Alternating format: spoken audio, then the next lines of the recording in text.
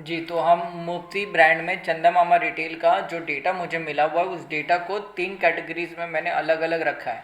एक order book data, आपको screen पे दिख रहा होगा। ऑर्डर का जो डेटा मुझे मिला वो इस तरह मिला है। ये डिस्पैच का डेटा है। डिस्पैच का डेटा जो मुझे मिला है वो ये है, ठीक है?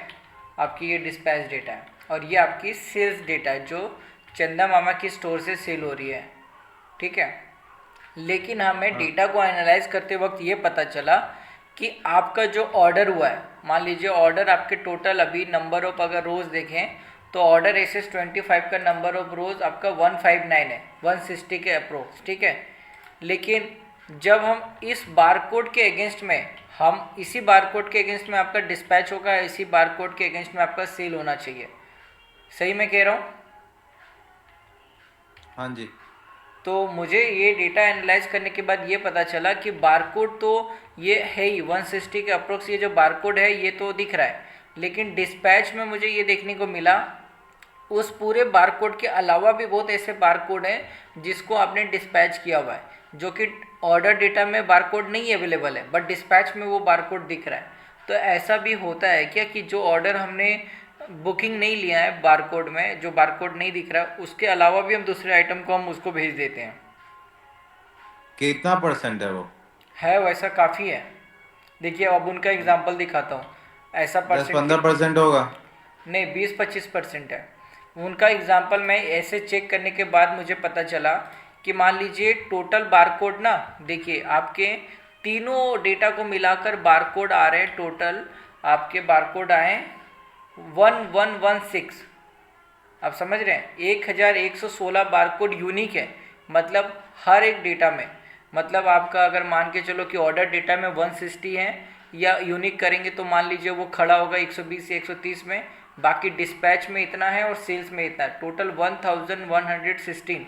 तो मतलब आपके ऑर्डर के अलावा भी बहुत ऐसे बारकोड के प्रोडक्ट जो डिस्पैच हो रहे हैं वो मेरे ऑर्डर डेटा शीट पे नहीं आ रहा है, जिससे कि हम आपका आईएमएस बना तो लेंगे लेकिन कंपेयर नहीं कर पाएंगे कि कौन सा बारकोड का माल कितना ऑर्डर आया था, कितना हमने डिस्पैच किया और कितना पार्टी ने बिक्री किया, मतलब सेल किया। तो आपका ऑर्डर रहता है कुछ ही लेकिन डिस्पैच हो रहा है कुछ अदर बारकोड का जिसका ऑर्डर नहीं है लेकिन वो डिस्पैच हो रहा है।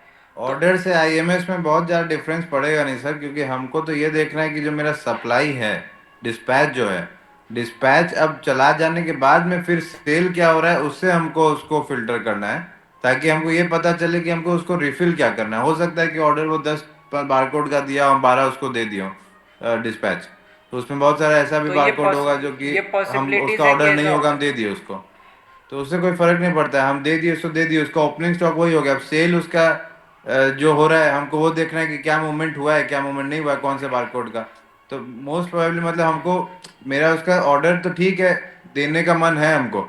अब मान लीजिए कि अब कल को उसका ऑर्डर, मेरे पास बहुत इन्वेंट्री है जो कि हमको लिक्विडेट करना है, तो हमको तो कहीं ना कहीं तो करना ही है, तो हम कहीं ना कहीं तो उसको डालेंगे ही। तो ठीक है। मतलब ऐसा होता है कि ऑर्डर के अलावा भी हम एक्स्ट्रा माल उसको डिस्पैच करते हैं जो कि ऑर्डर हो बुकिंग। सकता है हाँ, 10-15% होता होगा। ऐसा है, मैंने डेटा को क्रॉस चेकिंग करने वक्त ही मुझे ये निकल कर आया।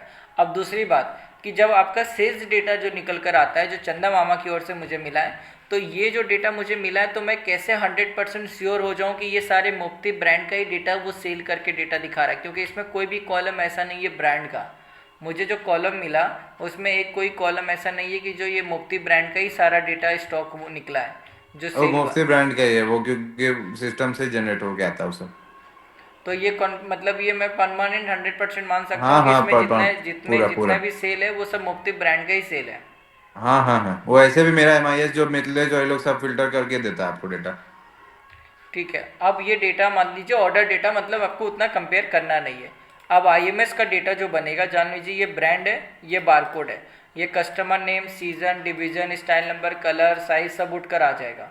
अब मान लीजिए ऑर्डर क्वांटिटी को मैं इसको अभी एक बार के लिए हाइड करता हूँ, ये नहीं रहेगा यहाँ पे। तो डिस्पैच क्वांटिटी मान लीजिए आपका आपका डिस्पैच क्वांटिटी आपने बोला कि मैंने 10 डिस्पैच किया है, और रिमेनिंग डिस्पैच वो भी नहीं आएगा क्योंकि ऑर्डर से कंपेयर आप कर नहीं रहे हैं।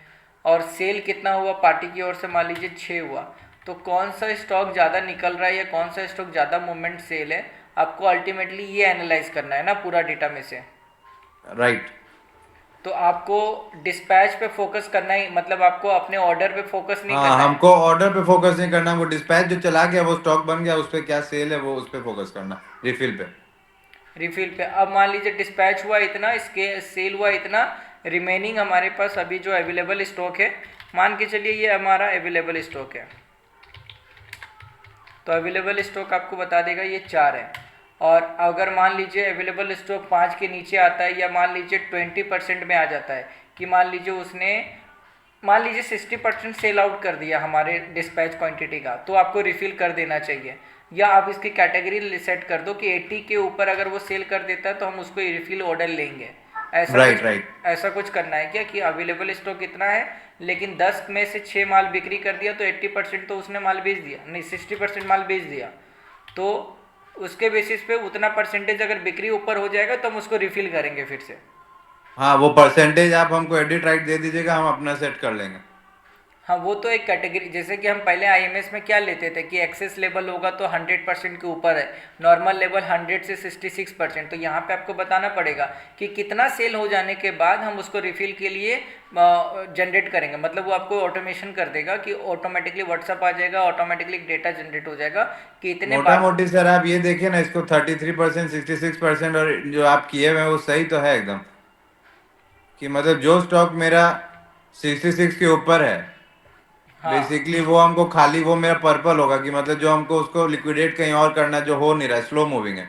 जो रेड में है, मतलब वो हम मेरा सबसे फास्ट मूविंग, और ग्रीन है जो कि सेफ है, मतलब एक तरीके से कलर यहाँ पे कोड ही तो कर आपको दीजिएगा। मतलब सेल करना है कि जो भी स्टॉक आपके ऊपर जा रहे हैं, मतलब जो भी ऊपर भाग रहे पर्पल में जा रहे हैं, तो आपको रिफिल करना है।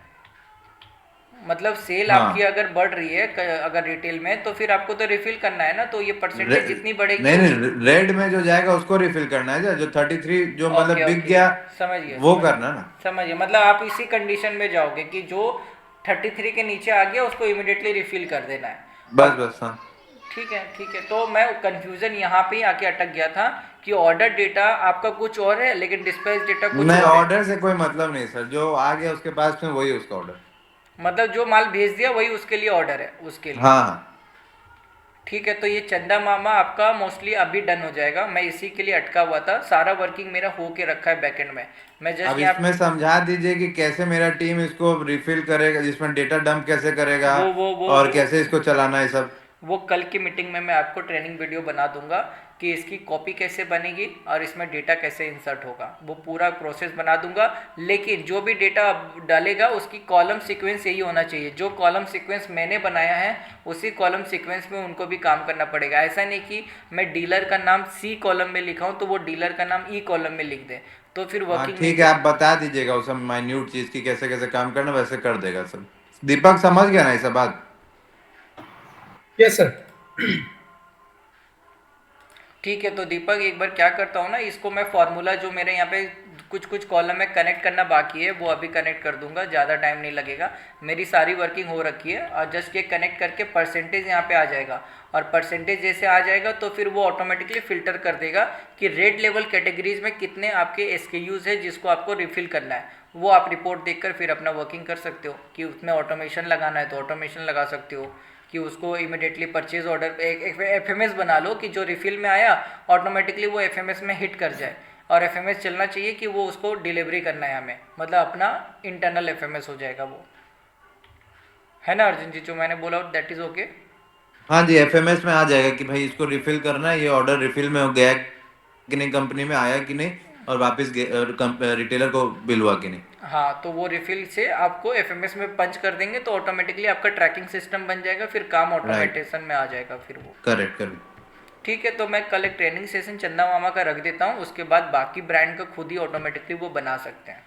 एक बार इसका बनाने के बाद में मान लीजिए मुफ्ती ब्रांड का सारे रिटेलर, 5-10 रिटेलर का हम बताएंगे, उसका पहले बनाएंगे हम लोग 5 रिटेलर का पहले सीजन में। ओके। उसके बाद में फिर मतलब अगले सीजन में हम लोग मतलब 5-5 करके 2-3 ब्रांड, एक एक ब्रांड करके 5-5 रिटेलर को पकड़ेंगे।